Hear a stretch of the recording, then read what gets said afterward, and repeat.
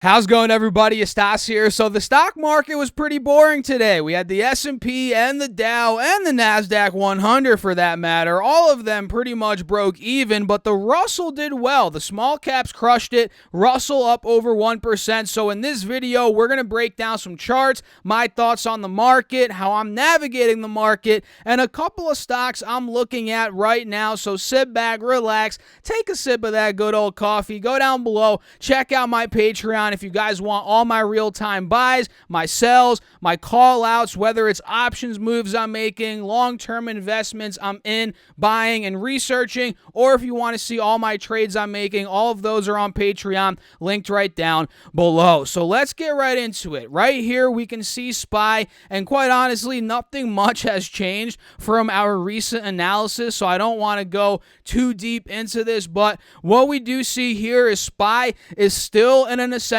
triangle on the hourly chart. We have yet to break out of my 423.50 price alert here, and we're super close to all-time highs, but not quite yet there. We actually hit 423.38 today. I think that was pre-market, and that was about exactly 21 cents away from the all-time highs. And once the market opened, that was pre-market where we hit 423.38. Once the market opened, we ended up collapsing, going all the way down to $420. That was at about 11:23 a.m. here on the East Coast, and we did see a nice V-shaped recovery from there, and we ended up closing above $422, which is a good sign considering, 421, 422, that has held over the past couple of days as support. So again, that's a pretty good sign, but overall, what's not that great of a sign, but honestly, I'm not sweating it too much,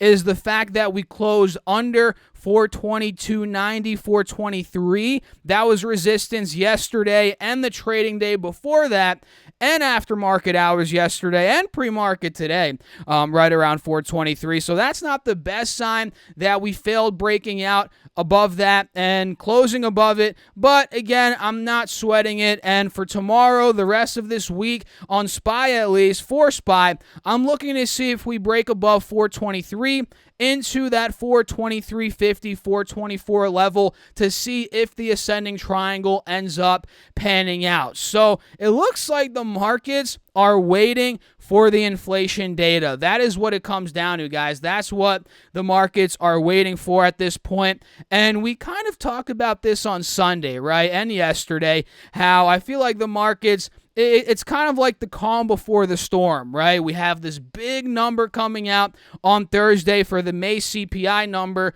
and the markets want to see what this number is going to be, because look, if we have inflation worse than expected, the markets are going to tank, in my opinion, at least in the short term. But if the markets see inflation isn't as bad as they expected, well, I think the ascending triangle is going to play out. We're going to break out, and SPY could end up going 425, 430, like I've mentioned many times before in these videos as of late. So nothing much has really changed today, guys, so I don't want to just repeat myself over and over again. And when it comes to QQQ, you can see here we did push up to 339, which we have been calling out for that to happen, as of late, right? And that was actually the high point from back in the middle of February. You guys can see that is where we hit 339. Then we ended up seeing a correction to about, where did we go? Under 300. That was about a 12% correction. And if you guys don't know, some of you probably do, whenever something falls 10% or more, that's a correction. Anything between 10 and 20% of a drop. Anything over 20% of a drop, that is considered a bear market. So last time we hit 339, we saw a correction. And this time around, I don't know if we're going to see a correction. Honestly, I think we're going to end up breaking out. And it all depends on those inflation numbers, but let's say 339 breaks, which I'm going to put on alert there right now. We might go 342, 343, followed by all-time highs here on QQQ. So overall, those are some quick thoughts. And again, it looks like the markets are simply waiting for that inflation number to come out. And the Russell did well. That's the interesting thing here. You can see RUT is the Russell. This is breaking out. If I redraw this drawing set or clear it and then just redraw what I'm seeing here, we're noticing a clear breakout out of the wedge. We're moving above the moving averages as well, and we actually took out the high from the end of April. So now the Russell is actually at high points or rather it's at points it hasn't been at since the middle of March, and we're super close. Wow, I didn't even realize this. The Russell is about 17 points away from all-time highs, and I've mentioned an ETF before here on the channel that I personally own. This is a long-term investment for me to get some exposure to the small caps. It's ticker symbol IJR, and this is one that I was buying in the 70s, and now it's sitting at 116, so let's just put it this way. I'm doing pretty well on this one, right? Not to toot my own horn, but I'm just being honest, and I've mentioned this before on the YouTube channel here. So I think I'm up over 30% on this. Yeah, I'm up 35% about on this position, and I'm not sure. Maybe I'll trim a little bit if this ends up hitting all-time highs, if it goes to 120 plus, and currently it's at 116. I'll probably take some profits if it goes 120 plus and maybe rebalance a bit, because quite honestly, I didn't think this was going to go as high as it has been over the past couple of months when I was buying it in the 70s. And yeah, that's another thing about the markets, guys. You know, they prove you wrong. If you buy a stock, if you buy an ETF and you think, maybe it's not going to do this, maybe it's not going to do that, sometimes it proves you wrong. And in this case, that is exactly what ended up happening. So what do you guys think? Let me know in the comments down below. I'd love to know as always. And make sure to smash that juicy old like button if you guys are enjoying the video. And let's talk about some stocks I'm looking at. And if you all look at my watch list here, we're seeing a mixed bag. We have a lot of red stocks today, and we have a lot of green stocks. Well, we have more red than green today, but we had GameStop do well, GNOG did well, DraftKings did very well, Amazon was up 2% today as well. But we had down here, Coinbase was down almost 5%. The Bitcoin stocks, Mara, Riot, those got crushed. Same with Snapchat. The gold stocks haven't been doing so well as of late. So again, mixed bag overall when it comes to my personal watch list here. But stock number one that I just realized is not on my watch list. I probably have to add this one to my watch list since we're talking about it in today's video. It is Urban Outfitters, ticker symbol URBN. I'm going to add it right now to my watch list. Give me a second here, guys. There we go. Urban Outfitters, if you guys didn't know, it is a clothing brand, a clothing store, retail location, whatever you want to call it. And I like the setup here. It's not yet breaking out. You guys can see it's kind of been very choppy over the past couple of months. It's been hovering between $35, $39, $40. So it's been in this little 5-point range. And what I'm noticing is, although, yes, we've been in this 5-point range, we held a higher low at 34. Previous low is at about 26, right? We're squeezing into this wedge right now, into this range, to the top of the range, and I'm thinking this is poised for a breakout. And on top of that, they just reported earnings a couple of weeks ago. I think it was 2 weeks ago, in the end of May, more like 10 days ago. May 25th is when they reported, and they did pretty well from what I was reading. They did, let's see if I can find it here, 54 cents EPS versus 17 cents EPS estimated, and revenue came in at $927.41 million versus $900.15 million. So they beat EPS by a long shot, guys. I mean, 54 cents versus 17 cents. They 3x'd EPS based on what was estimated, and revenue also beat, so I like that. And today we went up 1.65%, up about 60 cents,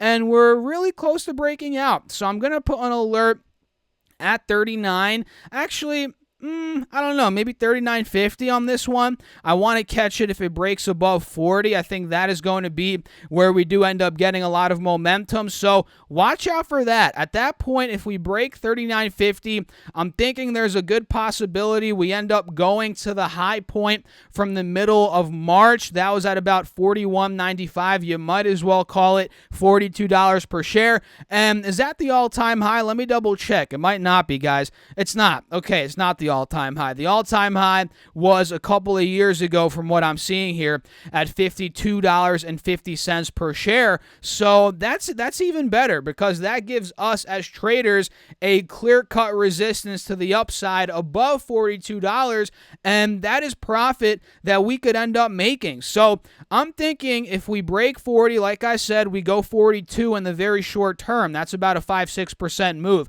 But if we break 42, which I'll set another alert for $42 per share, I'm thinking Urban Outfitters could start pushing and trucking its way along into the mid to high 40s. Now, will it get back to $52 per share in the near-term future? I'm not going to sit here and tell you, yes, that's for sure going to happen, because I have no idea, because it is kind of a long ways from here. It's about 20% away from where we are now. But there's definitely potential, and there is some money to be made within, between where we are now and $50, whether it's from 40 to 45, 38 to 42, whatever. There is money to be made, in my opinion, if we're able to break $40 per share. So that is Urban Outfitters, ticker symbol URBN, stock number 1 for today. And CRM, we haven't talked about this in a couple of videos. This one is still at a sticking point. It's struggling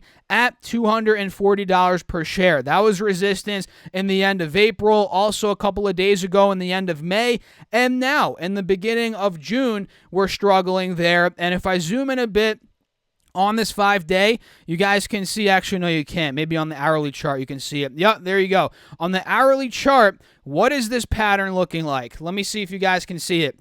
It's an ascending triangle, clear resistance at 240, but we're up trending into that resistance, making higher lows. We're moving above, we're well above the 180 SMA. We actually close above the 50 SMA as well here on the hourly chart. So now all we need to do, in my opinion, is break 245, 240, and then there's a huge gap to the upside. And if you look at this stock, guys, this one is beaten down.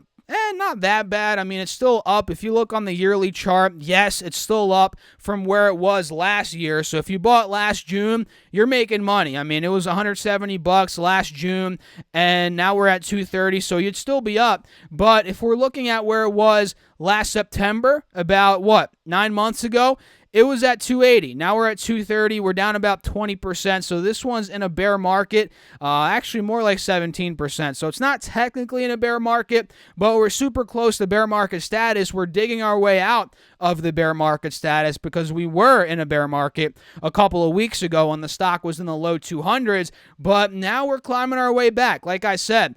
And I think if 240 breaks, I'm going to put an alert right there. The ascending triangle is going to break out, or play out rather. So actually maybe 242 is where I'll put the alert. And from there, I'm thinking in the very short term, we could go up to 250. That was the high point from the middle towards the end of February. So from 238, 240 to 250, we're talking there's about 5% upside, about $12 per share.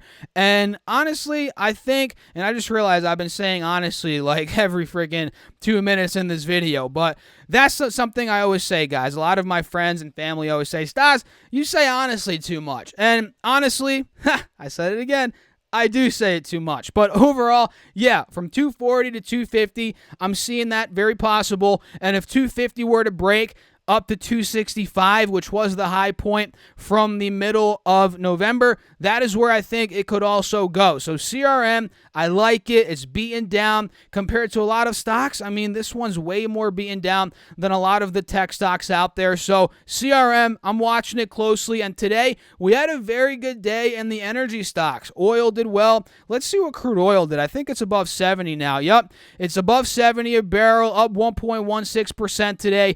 And we called this breakout. I mean, if you guys remember when we were trading under 67 on crude oil here, which was a sticking point all the way from back in the beginning of March, we called out the ascending triangle. We can see sticking point at 67, but we were making higher lows into that sticking point, and ultimately we blew right through it, right in the end of May. That was at 67. Now we're well above, well, not really well above. We're above $70 per barrel, and I believe this is the high point from the past couple of years. I mean, look at this 3-year chart on crude oil. The last time we were above 70 a barrel was back in 2018. Wow, so almost 3 years ago. That was back in October of 2018. So oil's looking great. I've seen some analysts say 100 a barrel, 140 a barrel. I mean, 140, that's pretty nuts considering that is where we were back in '08. And I'm by no means, I'll be the first to tell you, I'm by no means a professional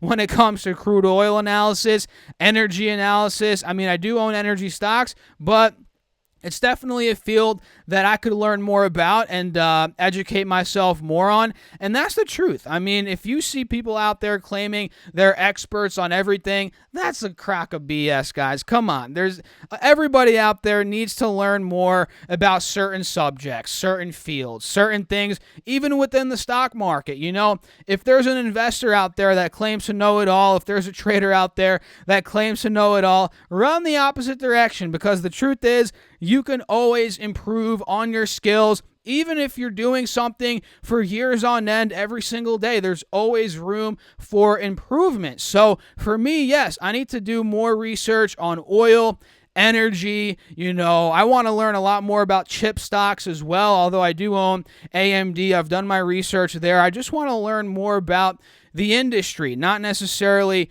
just the individual stocks. And that's the truth. You know, you got to learn and continue educating yourself, even if you think you're an expert in a field, which I'm not even going to say I'm an expert, because I don't know. I just don't like giving myself that title. But anyway, crude oil is doing well. We have energy stocks crushing it. Exxon, which I do own, XOM, this one did well today, up 1.7%, almost 2%. And we called this one out as well, above the wedge. We broke out of it. We're trading above the moving averages. We held a higher low this morning at $60, and we broke out. And now we're trading at levels that we haven't been at since the middle of May. That's a very, very good sign. And I believe if 62 breaks, maybe 63, which was the high from the middle of May, we're going 64 plus on this stock, and maybe we go 66. I mean, where's the resistance after 64? Let me double check with you guys. Okay, we're seeing 65, right? That was the low point all throughout 2018 into 2019, into 2020 as well.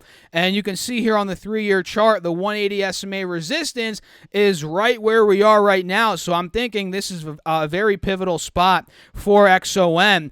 And if it breaks, I mean, this could go 70, 75 over the next year, even in the next couple of months, especially if crude oil does end up trucking along and doing very well, which I do suspect it will do well. And CVX is another one, Chevron, which I'm watching very heavily here. This one's also right by the 180 SMA on the 3-year chart here. If it were to break above, let's say 110, 112, we're talking maybe 120, 125, 130 per share. That is where it could be moving on the 3-year chart at least. And if we pull up the 4-hour chart, you guys can see we're above the moving averages. We're holding a higher low here, and this looks like an ascending triangle. So I'm thinking there's a lot more upside in the short term and in the long term when it comes down to the energy stocks, CVX and ExxonMobil. And STEM is another one which we called out a couple of days ago, and I mentioned to you all, this one needs to cool off a bit. If it pulls back,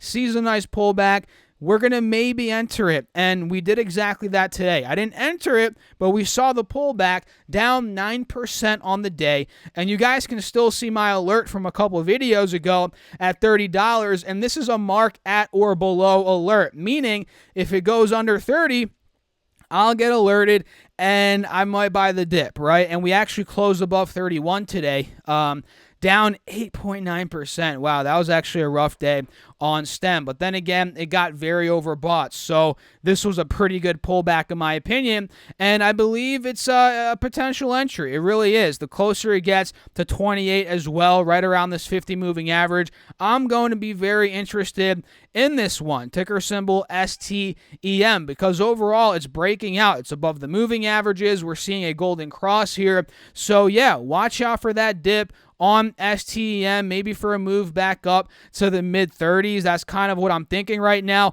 PayPal is another one that's so close to breaking out. It's on the verge of breaking out. It's not quite there yet, but it's super close.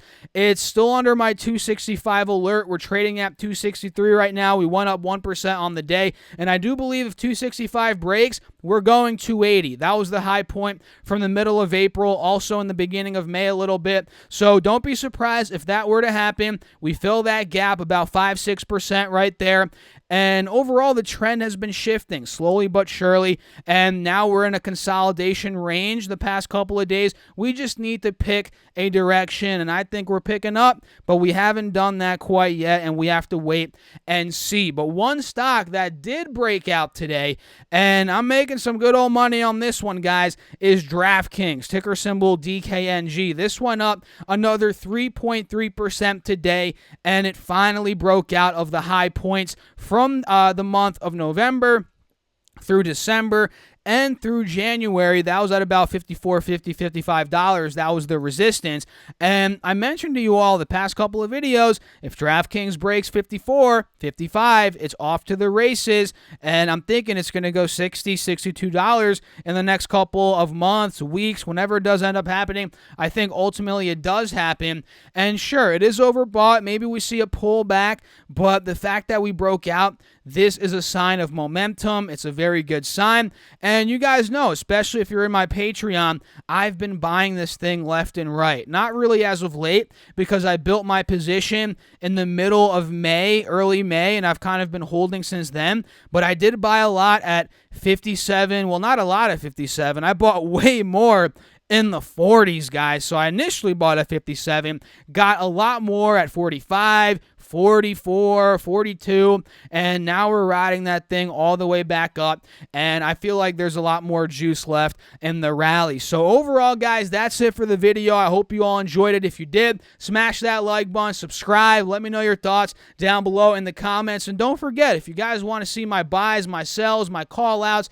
every single day, and if you want a morning update video and more access to me, check out my Patreon. That's linked right down below, or you guys can go to stocksurfest.com/Patreon. That's stocksurfest.com/Patreon. And you can also get 2 stocks from Webull. That's at stocksurfest.com/Webull, also linked down below. And $30 from M1 Finance. That's at stocksurfest.com/M1 Finance, also linked down below. All of those are linked down below. Thanks again for tuning in. I'll catch you all later on. Keep crushing the market. Stay safe out there, guys. Peace out. Oh, no, by the way, I almost forgot. Check out my earlier video if you guys want to see stocks that squeeze like crazy today. I'll pop it up here. Check it out. I'll see you there. Peace out.